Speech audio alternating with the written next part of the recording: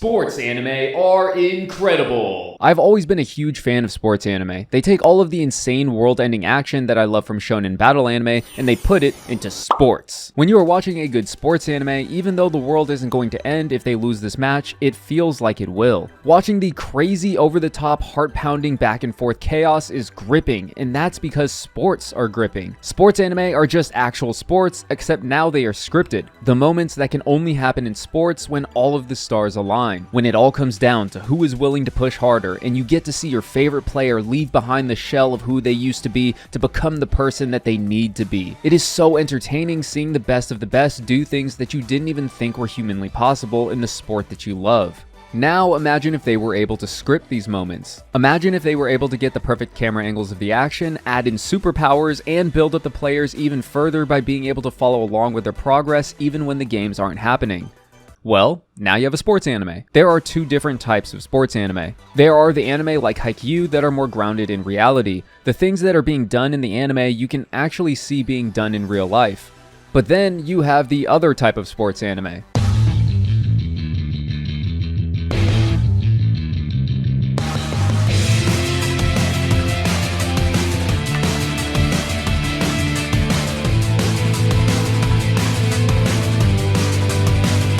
And the sports anime that has recently caught my attention is Aoashi. Now this anime isn't super over the top like Kuroko's basketball, but the main character does have an extraordinary ability. He has an ability that allows him to see the entire field as if he was seeing it from the sky. This allows him to see a lot of things that other people would miss, and in this heightened state, he can even predict what every player on the field will do next. It is a soccer anime about a boy named Ashito who loves to score. And loves to score might be putting it lightly. Ashito is obsessed with scoring. He is always calling for the ball, he is always trying to think of a play that can end with him being the one who takes the shot. Even though this is a very selfish way to think of the game, because he plays with his friends who aren't as good at soccer as him, they all support this style of play. See, Ashito is from a smaller town called Ehime. In this small town, people don't take soccer very seriously, so the team was losing a majority of their games until Ashito came along. But things change once he gets recruited by one of Japan's best coaches. Ashito moves from his small hometown all the way to Tokyo.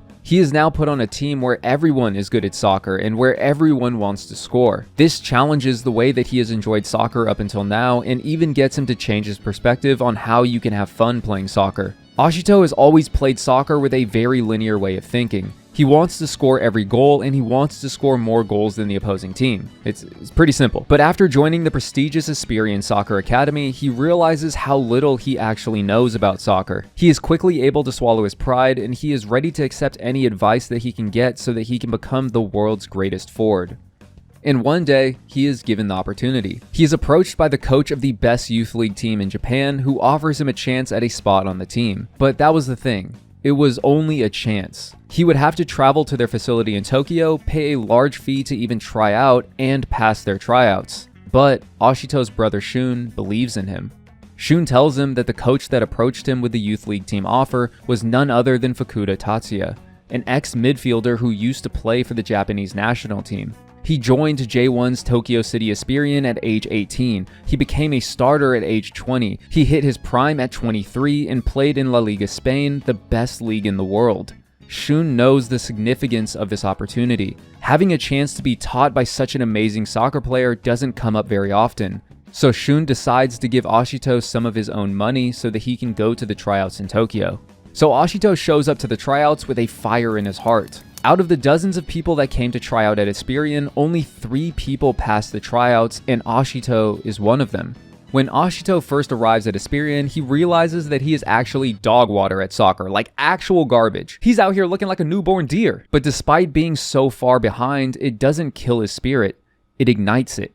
He trains harder and longer than anyone else on the team because he has to. There's no way that he will be able to catch up to everyone else unless he is willing to put in the extra work. Ashito works his ass off, and he puts his pride on the sidelines in order to soak up as much information as possible. He knows that he sucks, so he never has an issue asking for help because if he doesn't, how will he know the quickest route towards improvement? The speed of his improvement is astonishing. Everyone on his team is impressed with how quickly he is able to improve. The reason he is able to get better so quickly and the reason he was scouted by the head coach is because he has the sight. His increased vision allows him to rapidly pick up the basics. In one match, he was able to grasp the concept of attacking in threes and the triangle formation without anybody directly instructing him. With his advanced vision, all he had to do was think about what his teammates wanted him to do and where they wanted him to be. The anime does an incredible job at recreating the feeling of something finally clicking. When you finally start to understand spacing in a fighting game, or when you are finally able to connect windmills together. That feeling of satisfaction when you are finally able to accomplish what you have been practicing for months or even years is perfectly displayed in this anime. It feels really good when Ashito picks up a new skill or learns a new formation. His progress skyrockets, everything seems like it is starting to click. One game in particular, he is doing very well and they are looking to move someone up from the B team to the A team. Ashito is finally grasping the concept of soccer and this game showed that. Fukuda tells the coach of the B team to tell Ashito to meet him in his office after the game. The head coach hears that they had a convincing 3-0 victory in that game and it was all thanks to Ashito. Ashito says, "No, it was all thanks to you. Now I can do so many things that I couldn't do before and there's still so much to learn." He asks him to please move him up to the A team, but Fukuda says that he can't do that just yet. And not only that, but he tells Ashito that from this day on, he will never play as a forward again. He wants him to become a defender. Ashito will play on the world stage as a fullback specialist. He has to be kidding, right? Ashito's favorite thing to do is to score. No, scoring is what he lives for. He wanted to make it to the world stage and become the world's greatest forward. A fullback, that's nonsense. Ashito yells in frustration. "Are you saying my play as a forward is no good? You said it yourself, we won 3-0 because of me. I played so well in the last 2 games. But Fukuda puts it into perspective for him. He tells Ashito that he did well because of his natural gift, but at the end of the day, he has no agility, and in short sprints, he has no explosive power. That's fatal as a forward. Ashito has a keen eye for scoring, but he doesn't have the natural talent to back it up. It isn't about the environment he's in, it's not because he joined the youth team too late, it is innate. The moment Ashito was born, it was decided that he couldn't be a forward. This news crushes Ashito. It doesn't matter how much he learns, it doesn't matter how much he trains, he will never be the thing that he wants most. In anime, you often see the exceptions to the rule.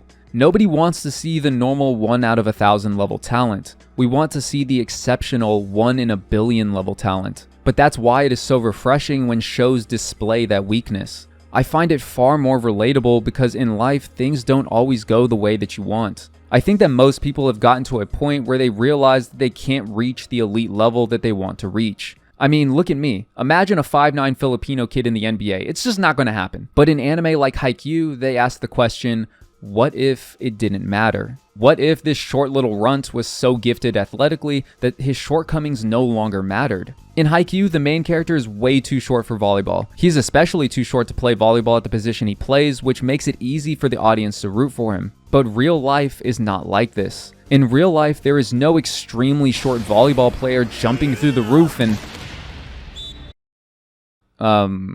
Anyway, the difference is small, but there is a difference between anime like Haikyuu and Aoashi. In Haikyuu, logic states that Hinata is far too short to play the position that he wants to play. He wants to be the one who spikes the ball. He wants to see what's over the horizon. But when you are at such a severe disadvantage genetically, how can that be possible? Well, most of the time, you would have to give up and pursue something else, or play a different role. But in Haikyuu, Hinata can jump so high that he can make up for the extreme height difference by just being way more athletic than everyone else. By comparison, if this were told like it was in Aoashi, Hinata would instead have to come to terms with the fact that he would never be able to play up front. He would instead have to accept the fact that if he truly loved volleyball, he would have to give up on the thing he wanted to do the most. If he still wanted to play, he would be forced to use his abilities as a libero where height didn't matter as much. I think that both of these approaches are great for different reasons. A lot of people, including myself, like to see people push past limitations. I love to see people transcend logic and make the impossible possible. But personally, I find Ashito's struggle far more relatable. Sometimes you just weren't made to do the thing that you love the most, and that is a painful realization. Watching him overcome this hard dose of reality and still become the best version of himself, even though he doesn't get exactly what he wants, is very inspirational. After he is forced onto defense, he doesn't sulk for very long. He quickly goes back to thinking how he used to. How can I get better? How can I be useful to my team? He has to completely rethink the way that he views soccer and change the way he plays because he is now playing a completely different role. He is willing to do this because he knows that there is nowhere he would rather be than out there on that field. The best part about Ashito's path is that he does have this 1 in a million innate ability to see the field and make plays through intuition. I love that even though he has this amazing ability, he still has to work his ass off to be good. I think too many people these days keep trying new things in hopes that they will discover they just have this gift from God that makes you the best. But the truth is more like Ashito. Even if you were born as Michael Jordan, you still have to work your ass off, or you will never reach your true potential. So will this anime surpass Haikyuu? Well, how the hell should I know? I think that should be left up to you. There are many different ways to measure success, most of them being subjective. So at the end of the day, just like what you like. If somebody ends up liking this anime more than Haikyuu, don't have an aneurysm over it. Just because somebody didn't like your favorite anime as much as you did, it doesn't take away the experience that you had with it. Toradora was amazing, and nobody can tell me otherwise. Also, we gotta thank the patrons. Thank you very much for the continued support, and if you like what we do here, check it out. It's alright. And just remember, you don't have to believe in yourself. Believe in me. Believe in the me that believes in you. We'll see you in the next video.